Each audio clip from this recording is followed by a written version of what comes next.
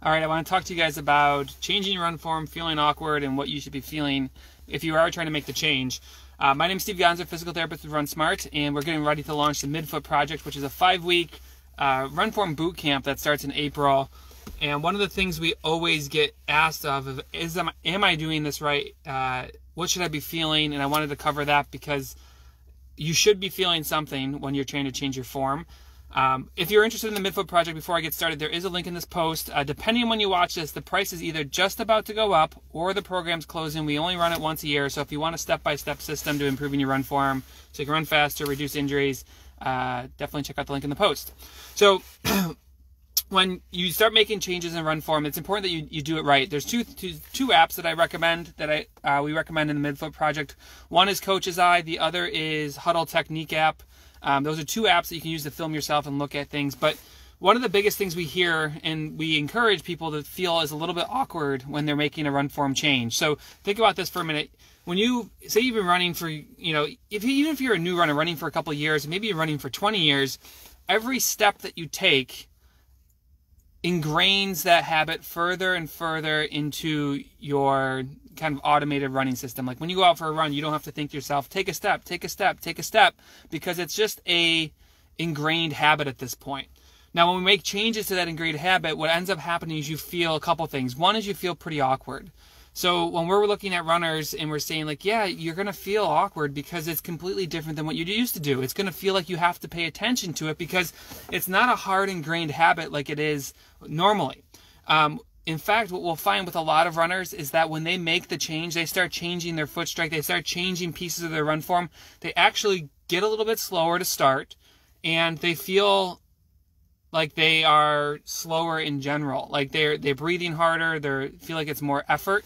So it's important to know that when you're making the change, those are completely normal things. And what ends up happening is as you continue to improve your run form, you'll start rewiring the bad habits. You'll actually start taking the old habits and replacing them with the new ones, and the new ones will start feeling normal. So the reason why this is because, like, for example, I always tell someone, like, this is a really bad example, but I just go to extremes sometimes. Like, if you start learning to play the piano, at first you're like, I can't figure out where my hands go. I just don't know how it is, and I can't do it. And then as you continue to play, like, you can talk and play, you can read music, you can move your hands around and not have to guess where the keys are because you've learned the habit and you know where things are at. Running's the same, swimming's the same, everything's the same. Once you fine-tune the habit, it makes a big difference. Now, the big thing is like, well, if it feels more natural to run my old way, why don't I just keep doing that? And to that I say, like, you can learn to play the piano with your feet. It doesn't make it right. It just makes it that you learned a bad habit and you can do it. Same thing like going home tonight, brush your teeth with the opposite hand you normally brush with. Unless you have the automatic one, it doesn't really help. But if you're used to brushing your teeth with your right hand, switch to your left. It doesn't make it wrong. You just suck at it because you're not used to using those muscles in a certain way. You're not used to the habit that has to happen to do that. But if you did that every single day and you practice with your other hand, you would learn how to use your other hand brushing your teeth. You would learn how to play the piano with your feet, albeit probably wouldn't be very good, take a lot longer. But those changes do happen, and in your run form, there is a learning curve. So the important thing to do is take it slow, give it time, because when you do change your habits, you're looking at the long-term gain of that. You're looking at braking less. So every time you take a step, you're not tapping the brakes and slowing yourself down. You're looking at better shock absorption. Like, that's the big thing. Like, I always talk about getting faster and running faster, and having a successful running career is all about consistency. So when you change your run form for the better, you can actually reduce your injury risk a little bit, and that's what we teach a lot in our programs. But overall, when you change your run form, you're going to feel awkward. It's going to feel harder to start. And then when you really get it and you switch back to your old form, you're like, oh, I don't know how I ever ran this way. It feels so awkward. It feels because you flipped the habit. You have a new habit to run. So it's important to know that. You should take your time. I talked about that yesterday in my live video, and that you'll feel awkward.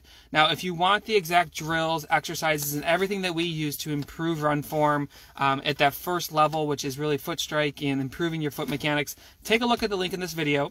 It's the MidFoot Project. The price is either just about to go up. Early bird registration is either closing or the program's closing. So if you want to join us for 5 weeks, you get lifetime access to the program, everything in a step-by-step fashion to improving your run form. take a look, midfootproject.com, and hello, Joanne, and everyone watching. And I'll read this. Let's see. When you learn to play the piano when you're 3 years old, you don't remember. You learn Suzuki method, play by ear for kids. Sure, I guess that's why I'd rather find a new analogy. But have a great day, everyone. I'm going back to treat patients. No Winston in this video, so I'm sorry for everyone who's sticking around to see him. Maybe I'll show you him later. All right, bye, everyone.